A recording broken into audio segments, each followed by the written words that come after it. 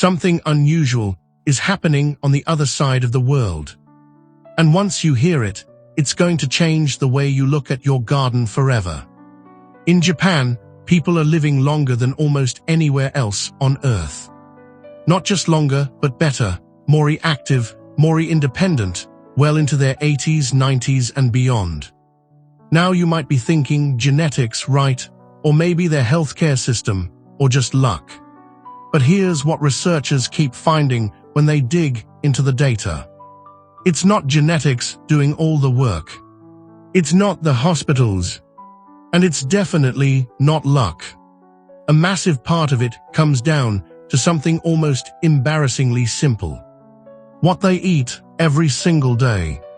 Not supplements, not exotic powders you've never heard of, not anything you need a prescription for. Just plants, real, whole, natural plants showing up on their plates day after day, year after year. And here's the part that really got my attention. A lot of those same plants, you can grow them right in your backyard. Right here in America, in a raised bed, in containers, in a small garden plot, it doesn't matter. So today, on Simple Smart Gardening Tips, we're going to do something a little different. We're not just talking about what to grow. We're talking about why it matters, and how what you grow can directly connect to how you feel for years to come. This is one of the most important videos I've made on this channel. So stick with me, because by the end of this, you're going to have a completely new way of thinking about your garden. Let's get into it. First, let's be honest about something important. Japan does not magically avoid disease. Cancer exists there, heart disease exists there, people get sick, people age. We're not here to paint an unrealistic picture or make miracle claims. That's not what this channel is about. But what is true, and what global health researchers have documented again and again, is that certain patterns in Japanese culture seem to lower the risk of specific chronic diseases over time. And when scientists ask the question, what are they doing differently? The answers keep pointing back to the same place. Their relationship with plants. So instead of asking, why don't Japanese people get sick? Which isn't really accurate, let's ask a smarter question. What consistent habits do they have that seem to support long-term health? And when you look at that question closely, a few things stand out. 1, they eat smaller portions overall. There's even a cultural concept called hara hachibu, eating until you're about 80% full, not stuffed. That alone changes how your body processes food. 2, they move more throughout the day. Not necessarily intense gym workouts, just consistent, natural movement, walking, gardening, daily activity. 3, they rely far less on ultra-processed foods. The stuff that lines American grocery store shelves, the food engineered to be addictive, loaded with additives and refined sugars, that's largely absent from traditional Japanese eating patterns. And 4, the big one for us today, their diet is deeply, foundationally rooted in plants. Not as an afterthought, not as a garnish on the side of a plate. Plants are the center of the meal.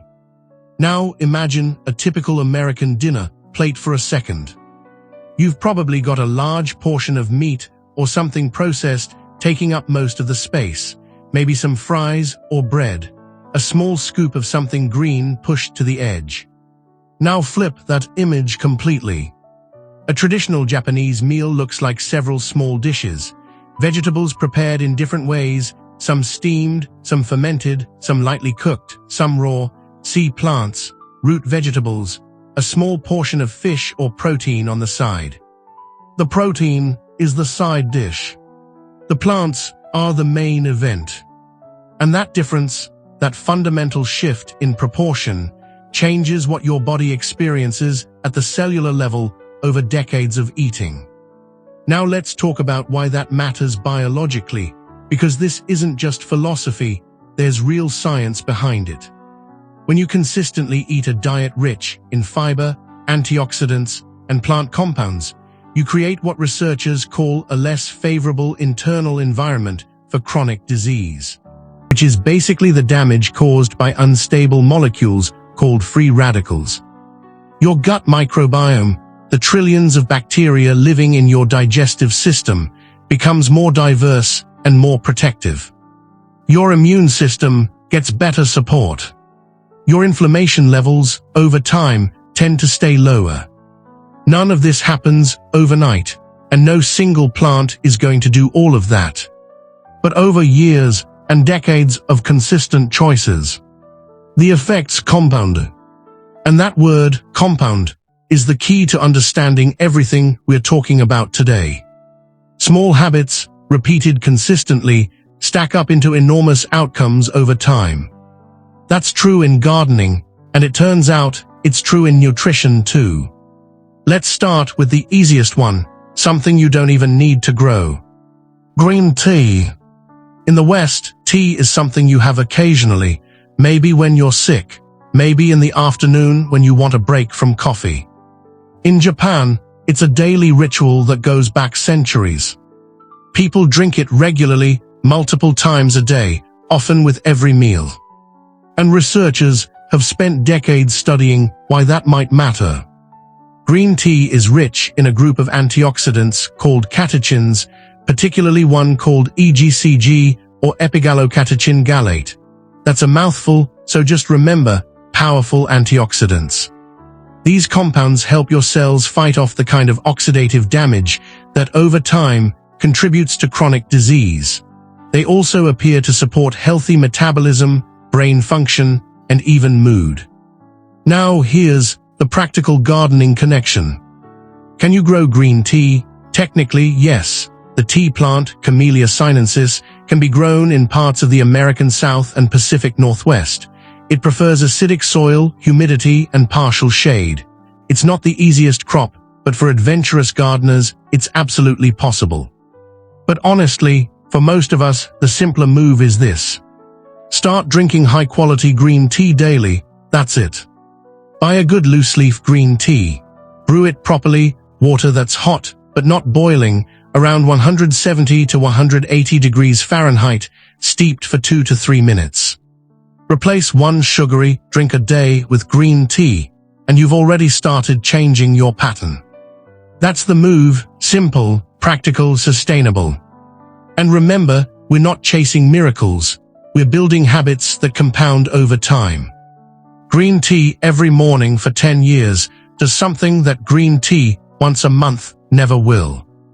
Now let's get into actual gardening, because this is where it gets exciting. Daikon.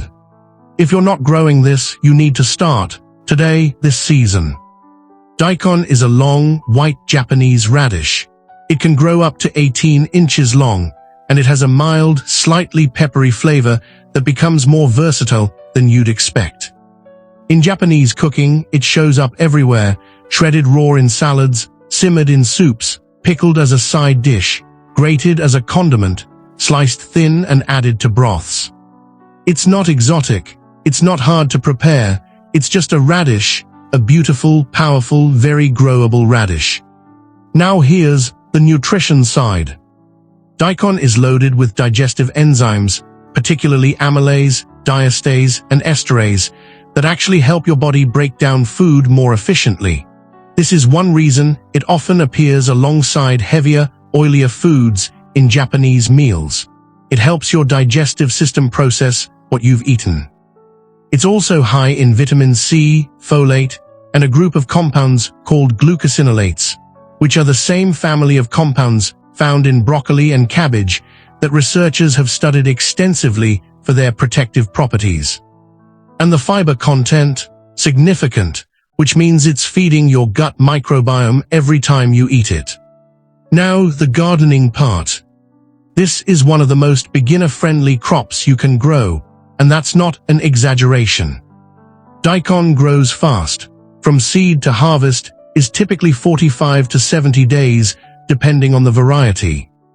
It prefers cooler temperatures, so it's ideal for spring planting as soon as your soil can be worked, and fall planting about 8 weeks before your first frost. It does best in deep, loose, well-draining soil, because it grows downward Compacted or rocky soil can cause the root to fork or become misshapen, still edible, just not as pretty. If you have heavy clay soil, don't worry. Daikon actually makes an excellent cover crop because its deep taproot breaks up compacted soil naturally. Some gardeners plant it in fall specifically for this reason. The roots loosen the earth and then decompose over winter, improving the soil structure for spring planting. So it literally improves your garden while feeding you. How to plant: direct sow seeds about ½ an inch deep, 1 inch apart.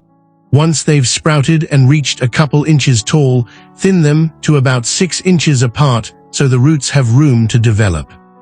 Water consistently. Daikon prefers evenly moist soil, not waterlogged. When to harvest: pull them when the root is about 2 inches in diameter at the top. You'll see the shoulders of the radish poking above the soil when it's ready. And don't throw away the greens. Daikon leaves are edible, nutritious, and can be sautéed or added to soups. One plant, multiple uses, incredibly easy. This is what simple smart gardening is all about. This next one is a little different. Seaweed. You're not going to grow this in your garden. Unless you live on the coast and have some very specific setup, seaweed stays in the ocean. But it plays such a critical role in the Japanese diet that we'd be leaving a huge gap if we didn't talk about it. The Japanese consume many different types of seaweed: nori, wakame, kombu, hijiki, and they appear in everything from soups to salads to sushi wraps to broths. Why does this matter nutritionally? Because seaweed contains nutrients and compounds that are genuinely difficult to find in land-based plants. Iodine is the big one. Iodine is essential for thyroid function, which controls your metabolism, energy levels, hormone balance, and dozens of other body systems. Most Americans are mildly deficient in iodine, and sea vegetables are one of the richest natural sources on Earth. Seaweed also contains fucoidan, a compound found almost exclusively in marine plants, which researchers have been studying for its potential effects on immune function and cellular health. Beyond that, sea vegetables are rich in minerals like calcium, magnesium, iron, and potassium, often in forms that are highly bioavailable, meaning your body can actually absorb and use them efficiently. And the fiber type found in seaweed, called alginates, behaves differently from land plant fiber and may benefit your gut microbiome in unique ways. The diversity argument matters here. One of the biggest strengths of the traditional Japanese diet is sheer variety: different plants, different colors, different fiber types, different antioxidants, different minerals. Your gut bacteria thrive on variety. When you eat the same 10 foods over and over, your microbiome becomes less diverse, and a less diverse microbiome is associated with a host of health issues. Adding seaweed to your diet adds a completely different category of nutrition to your plate. How to use it practically: start with dried wakame. It's widely available online and in Asian grocery stores, and it rehydrates in minutes.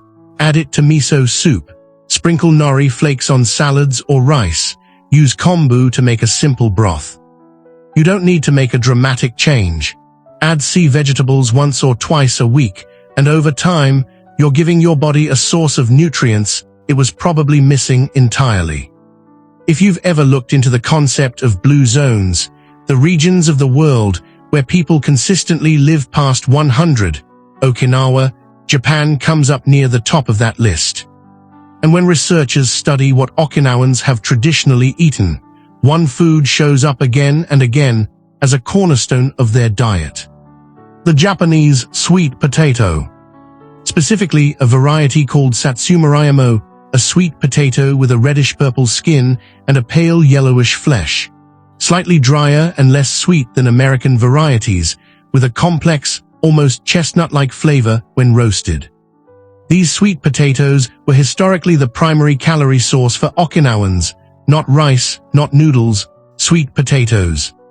So what makes them so remarkable nutritionally? First, fiber. Japanese sweet potatoes are high in both soluble and insoluble fiber. Soluble fiber feeds beneficial gut bacteria and helps stabilize blood sugar. Insoluble fiber supports digestive health and keeps things moving efficiently. Second, antioxidants.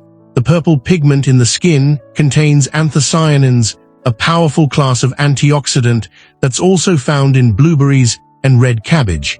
Anthocyanins have been studied for their potential anti-inflammatory and protective effects. Third, vitamins and minerals, particularly vitamin A in the form of beta-carotene, vitamin C, potassium, and B vitamins. These aren't trace amounts. Sweet potatoes are genuinely nutrient-dense. Fourth, and this is important, they have a relatively low glycemic impact despite being starchy.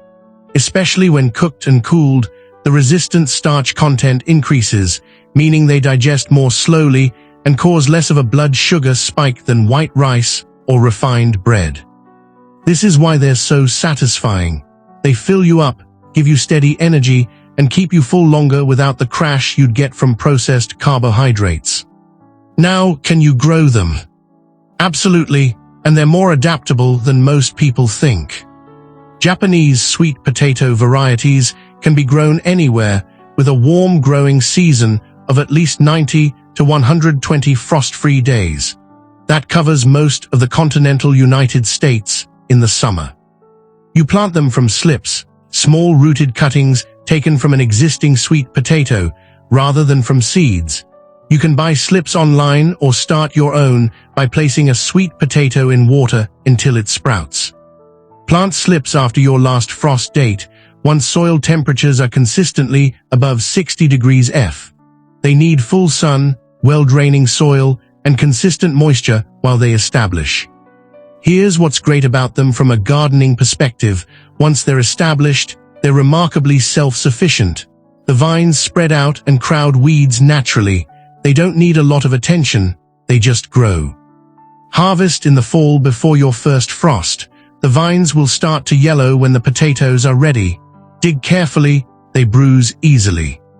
And here's a tip most gardeners don't know. Cure your sweet potatoes after harvest. Keep them in a warm, humid space, around 85 degrees F, for about 10 days. This converts some of the starches to sugars and dramatically improves both the flavor and how long they'll store. After curing, they'll keep for months in a cool, dark place. Roast them whole, slice and steam them, add them to soups, make a simple mash. The culinary possibilities are endless. One of the most nutritious, easiest to grow, most satisfying crops you can put in your garden. If you grow one new thing this year based on this video, make it the Japanese sweet potato. Now we're moving into territory that surprises most gardeners.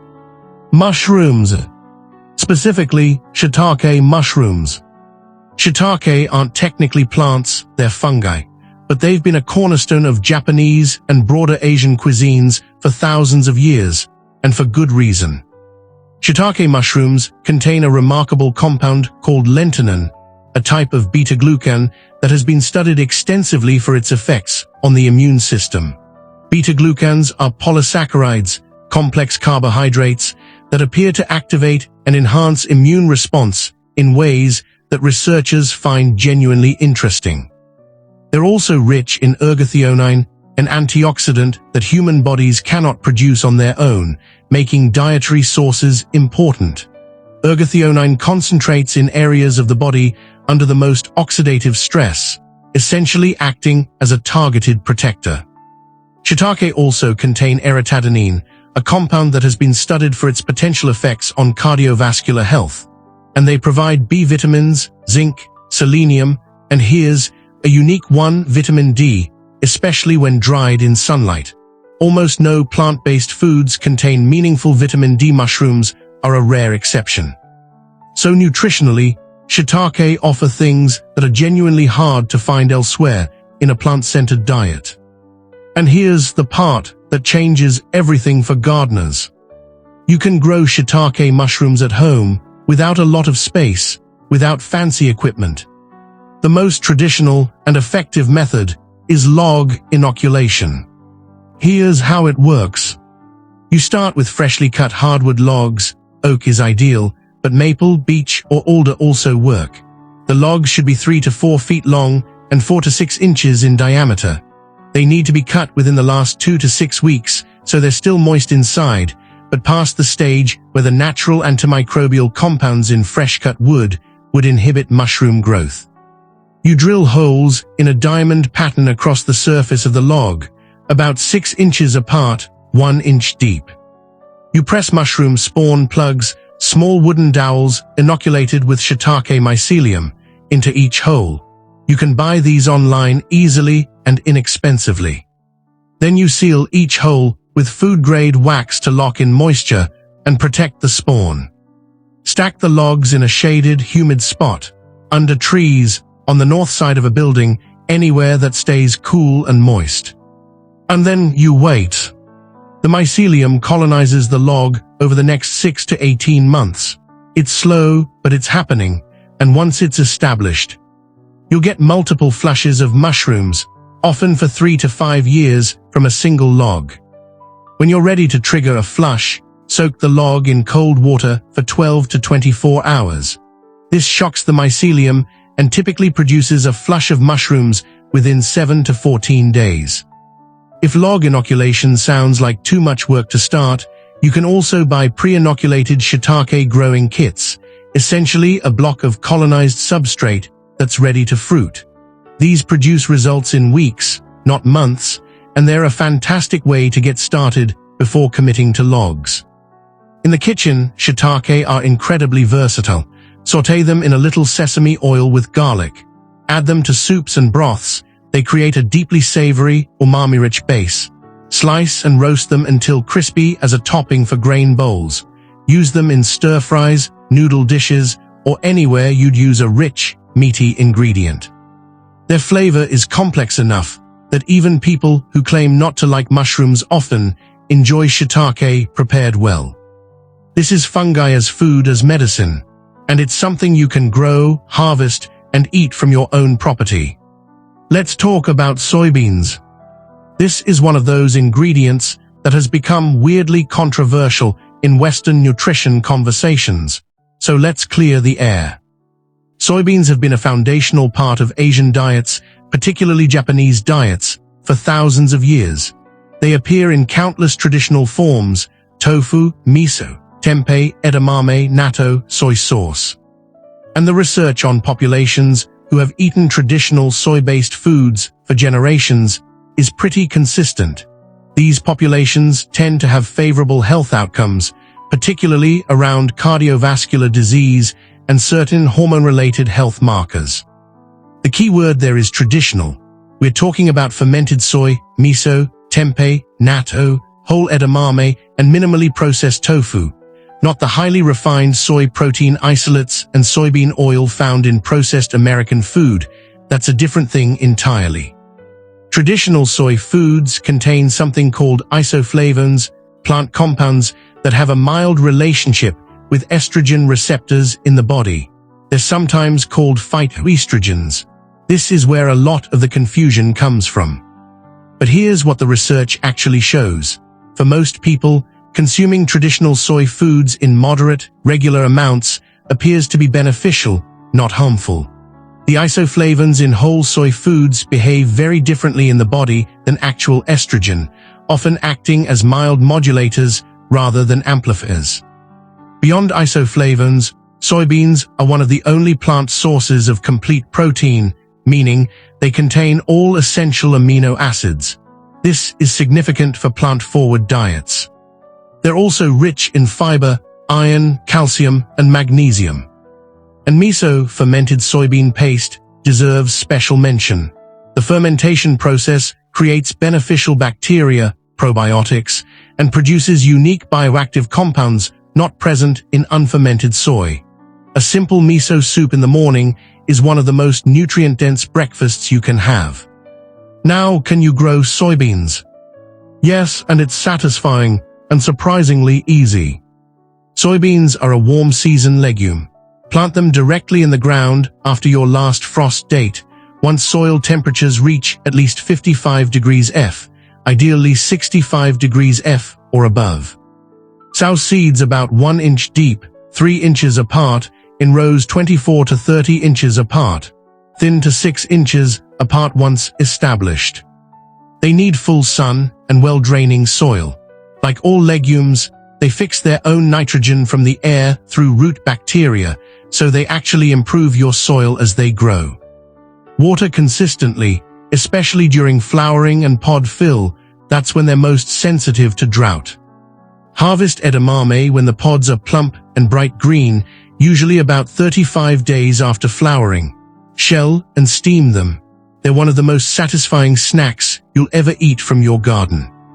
If you want dry soybeans for making tofu or cooking, let the pods dry on the plant until they're brown and rattling, then harvest and shell. For beginners, I'd suggest starting by simply incorporating miso soup into your weekly routine. It requires no gardening. Then, as you get comfortable, try growing edamame for the fresh harvest experience. We've covered the core 6, but there are a handful of other plants worth mentioning that fit beautifully into a Japanese-inspired, health-forward garden. Shiso perilla. Shiso is a Japanese herb that looks a bit like large basil leaves, available in green and purple varieties.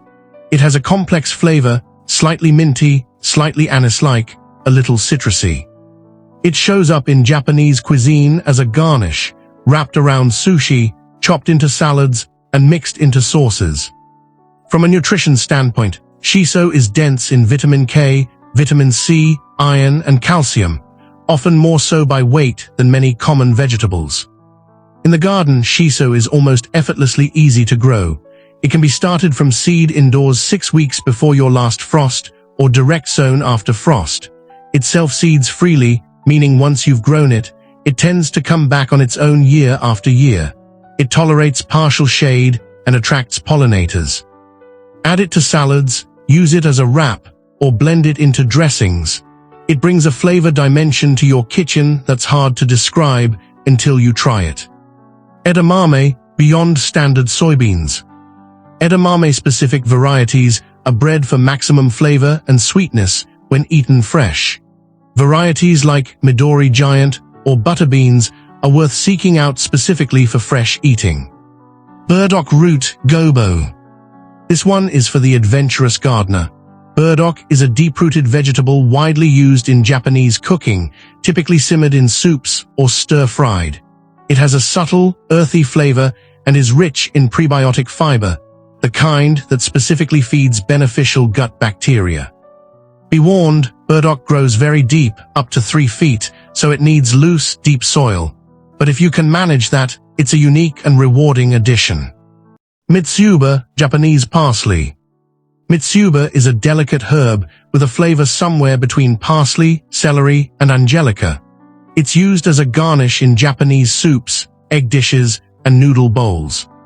It's a cool season plant that prefers partial shade, actually making it useful in spots of your garden where other crops struggle. It's rarely available in American supermarkets, which makes growing your own especially valuable. Each of these plants adds both culinary interest and nutritional depth to your garden system. Together, they create something far more powerful than any single plant could. Let's make this concrete. Imagine a 4x8 raised bed, one of the most common sizes for home gardeners. Here's how you could plant a Japanese-inspired health garden in a single season. Spring bed, cool season.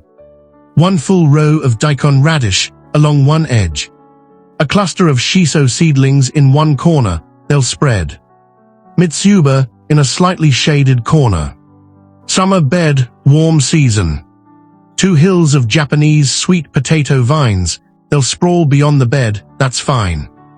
A row of edamame soybeans down the middle. Shiso allowed to continue. Year-round. A shiitake log stack just outside the bed in a shaded spot. Green tea brewed fresh every morning. This isn't complicated.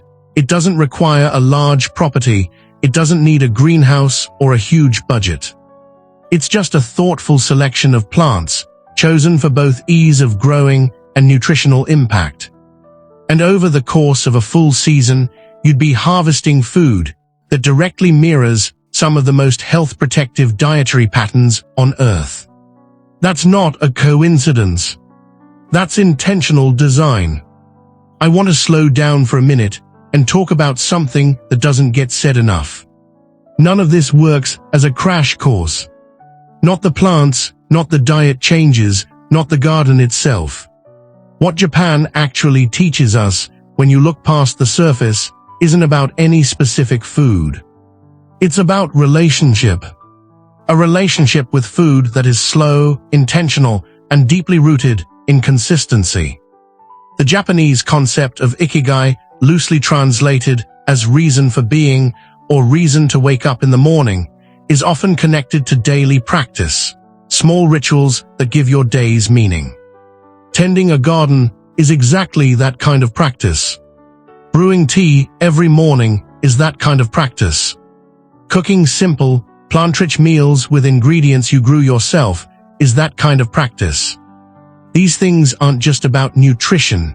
They're about building a life organized around health, where caring for yourself isn't a special effort, but just part of how you live. And that's something any of us can do. You don't need to eat a perfectly Japanese diet. You don't need to eliminate everything Western from your plate. You don't need to garden full-time. What works, what actually changes health outcomes over the long run, is steady, sustainable shifts that you can maintain for years. Add one plant-based food to your regular rotation. Grow one new thing this season. Replace one processed snack with something you made from your garden. Small moves, repeated consistently. That is the whole lesson. And gardening, specifically growing food, gives you a built-in system for making those habits concrete. When you plant seeds, you commit to a process. When you tend plants, you develop patience and attention. When you harvest and cook what you've grown, you complete a loop that connects you to your food in a way that grocery shopping simply cannot replicate. Your garden isn't just a food source. It's a health practice. Let's pull everything together. Here's what we've covered today on simple smart gardening tips. Green tea, a daily antioxidant ritual that compounds powerfully over time. Drink it every morning. Start today. Daikon radish, one of the easiest, most rewarding crops you can grow, rich in digestive enzymes and protective plant compounds. Plant it this season. Seaweed, not growable, but absolutely usable. Add dried wakame or nori to your weekly meals for minerals and diversity you can't get from land plants alone.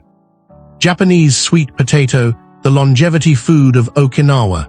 Nutrient-dense, deeply satisfying, surprisingly easy to grow, perfect for summer planting. Shiitake mushrooms, a unique source of immune-supporting compounds you can actually grow at home on logs or starter kits. One of the most rewarding projects in this style of gardening. Soybeans, a complete plant protein with thousands of years of documented use. Start with miso soup. Consider growing edamame for fresh harvests this summer. And beyond those, shiso, mitsuba, burdock, each adding new dimensions of nutrition and flavor to a plant-forward kitchen. None of these require perfection. All of them reward consistency. And all of them can be grown, prepared, and enjoyed right where you are in America, in your backyard, in your raised bed, on your patio. You don't have to move to Japan to learn from Japan. You just have to pay attention to what they're doing and then bring it home. So here's the question I want you to sit with. What's the first plant you're going to start with? Maybe it's daikon, because it's fast and easy and you can have it in the ground this week. Maybe it's Japanese sweet potato slips, which you can order now and plant as soon as your soil warms up. Maybe it's a shiitake growing kit, because you don't have outdoor space yet, but you want to try something new indoors. Or maybe it's as simple as buying a bag of loose-leaf green tea tomorrow morning and starting a new habit. Any of these is a win. Any of these is a step in the right direction. And every step you take in your garden is a step toward the kind of consistency that changes your health, not overnight, but over time in a way that lasts. That's what simple, smart gardening tips is really about. Not just what to grow, but why it matters, and how your garden can be one of the most powerful health tools you have. If this video gave you something valuable, a new plant to try, a new idea, a new way of thinking about your garden, please hit the like button. It helps this channel reach more people who are trying to grow better food and live better lives. Subscribe if you haven't already. We publish new content every week on plants, nutrition, gardening techniques, and the science behind growing your own food. And drop a comment below. What plant from today's video are you most excited to try? I read every comment, and I love hearing what you're growing. Until next time, keep your hands in the soil, keep your eyes on the long game, and keep growing something worth eating. See you in